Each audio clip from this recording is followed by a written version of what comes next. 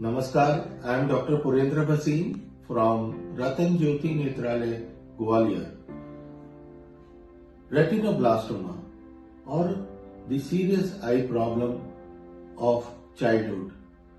So this is a tumor of the childhood age group, which is one of the commonest, not that rare as well. This tumor can be bilateral or in one eye only. Maybe in one eye it is more advanced, in the other eye it is less advanced. The children can present or the parents can assess this by seeing the most common thing which comes to the ophthalmologist, for which the patient comes to the ophthalmologist, is leukocoria or the reflection which is white in color from the center of the eye, that is pupil.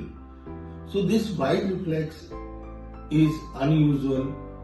Normally we get a red reflex, and this can be assessed when you take a photograph of a child, then you will get a whitish reflex instead of a red reflex.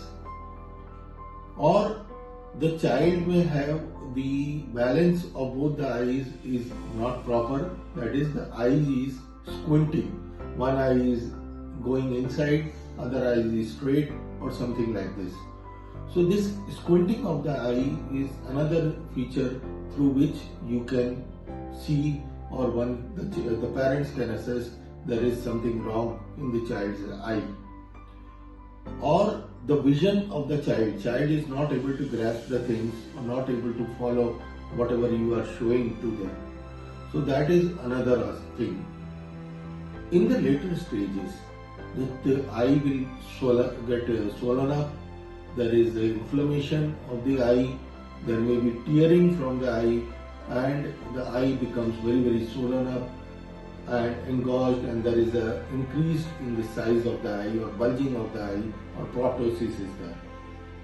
So these are the features with which you can assess there is something wrong in the child's eye, and you should come and show an ophthalmologist immediately or retina specialist immediately.